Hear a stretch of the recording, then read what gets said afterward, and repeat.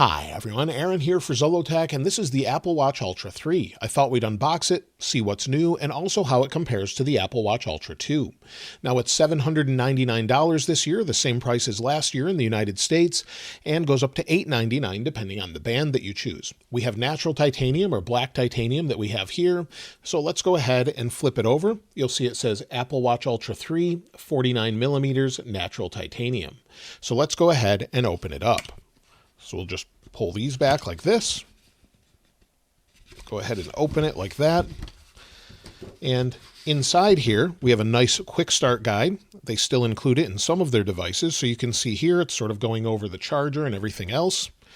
And if we set that aside, you'll see the Apple Watch Ultra 3 in natural titanium, and then the band that I chose. Now we have basically the same sorts of band as last year, or bands. We have Alpine Loop, Trail Loop, Ocean Band, and Titanium Milanese Loop.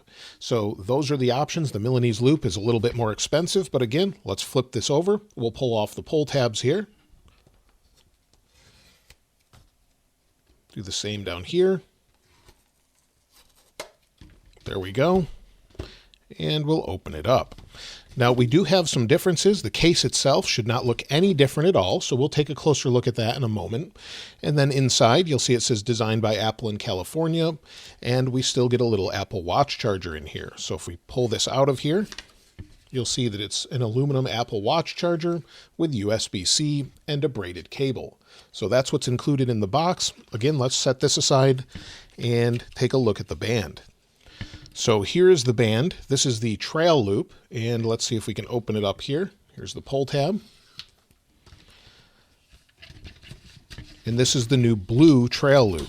So sort of a stretchy nylon material. You can see here, if you've ever seen one of the Trail Loops, I think they're the most comfortable of the Apple Watch Ultra Apple bands anyway. We have Velcro here, we have titanium on each end, and of course it matches with the natural titanium. So let's set this aside just for a moment and take a closer look at the watch. So let's take the wrapper off the watch itself. And here we have natural titanium. The case itself is basically the same as the Apple Watch Ultra 2. So we have a 49 millimeter case in titanium. It's 61.6 grams or 0.2 grams heavier than last year's Ultra 2 in natural titanium.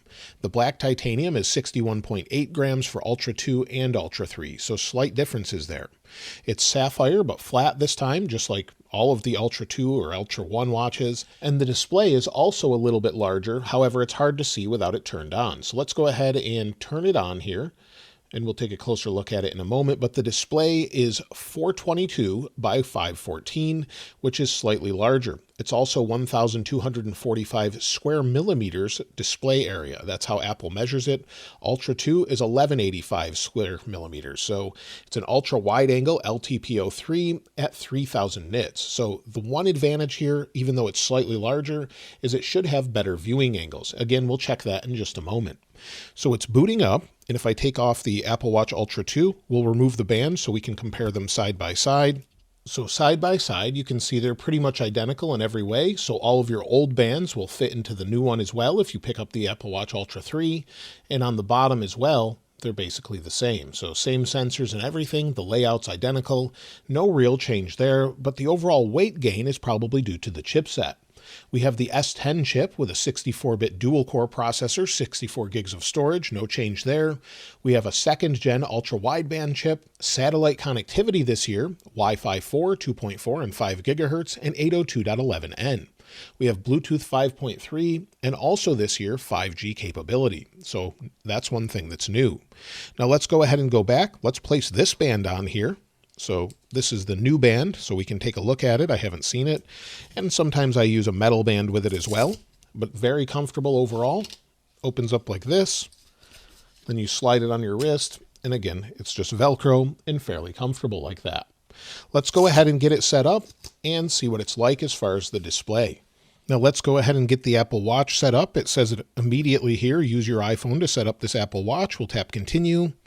And we'll start over as I had some issues and had to reset it here. So we'll go ahead and set it up for myself. We should be able to hold it in front of the camera here. And this is where I ran into issues before. It wouldn't connect for some reason. Now it is. So let's see if we can get in an area where it's not too much of a reflection here. There we go. It says your Apple Watch is paired. So we'll give it just a moment as sort of things communicate here between the watch and the iPhone. Now it says make this your new Apple Watch. We'll tap continue. It could take a few minutes depending on your internet connection and what it's doing in the background. There we go, connecting to your Apple Watch. This may take a moment. Now we have to agree to the terms and conditions. Now it says watch analytics. I typically don't share, but that's up to you. Then you can create a passcode. Now it's going to say safety and just tell you about all the features with crash detection and emergency SOS. And then it says when your Apple Watch is not connected to your iPhone, you can continue and use cellular. We're going to set this up. It's going to connect and take it from the other plan here. So now it's moving my SIM from my other Apple Watch Ultra to this Apple Watch Ultra. So it should move it over from this one to this one. Now cellular is ready on here. We'll tap continue. Now it's going to go over the different gestures that were added with watchOS 26. Then we have depth. So this can open underwater automatically. I actually like that if you go swimming with it or anything like that, but you don't have to do that. And then we'll tap continue. Now it says Apple Watch is syncing, and when it's done, then we can use the watch. So it says get to know your watch. We already know how this works, so we'll give it just a moment. Now it's finished and it says welcome to Apple Watch. So we'll tap done on the iPhone, tap start on the Apple Watch, and it says take a tour or skip. We'll skip since we know all about that. And it says Wi-Fi calling, emergency address updated. And you'll see it's basically matching what we have on the Apple Watch Ultra 2. So fairly similar as far as the watch face. And let's take a look at it from side to side. You'll see the viewing angles here are much, much better.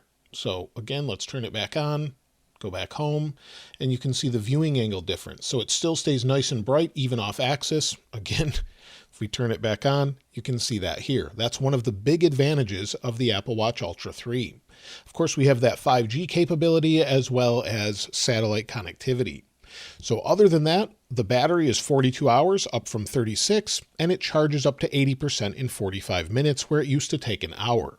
That is pretty much everything that's new, along with 80% recycled steel in the speaker and Taptic engine. So we have the new Waypoint watch face and all the new ones for iOS 26. You can see those here. Many things are still loading. You'll see it's not even populating the Waypoint watch face yet. Flow, and we do have an update for this as well. So if we go into our settings here, we should have an update. If we go into watch, then go down to general and software update, we'll give it a second to load. And while that's loading, let's go ahead and take a look at what build is pre-installed on this one. So we'll go to About, and you'll see the build here is 23R350. That's what comes pre-installed with it. I didn't do any updates.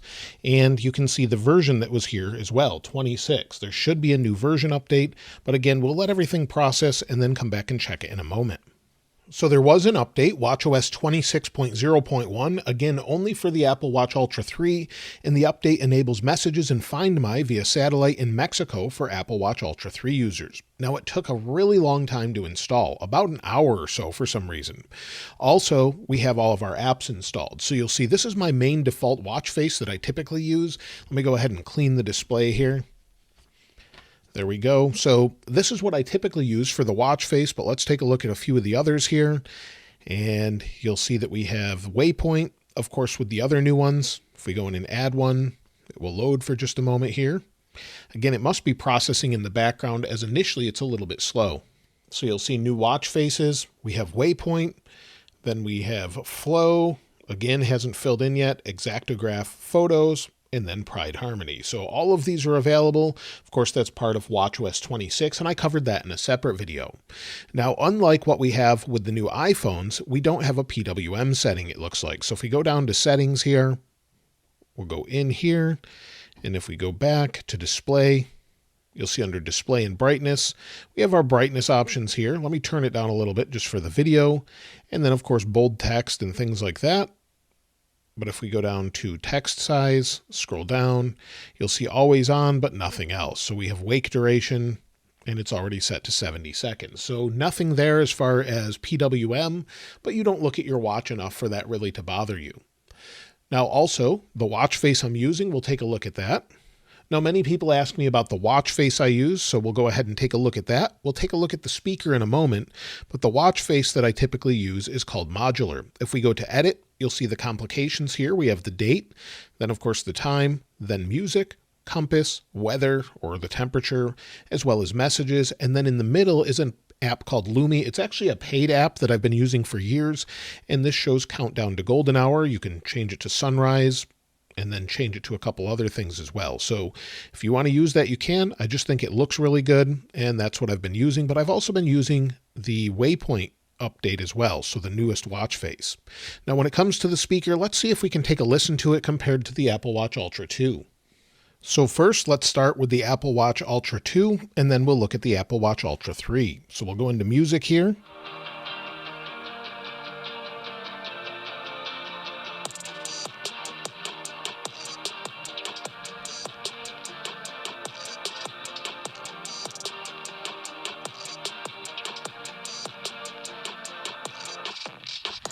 Now the Apple Watch Ultra 3.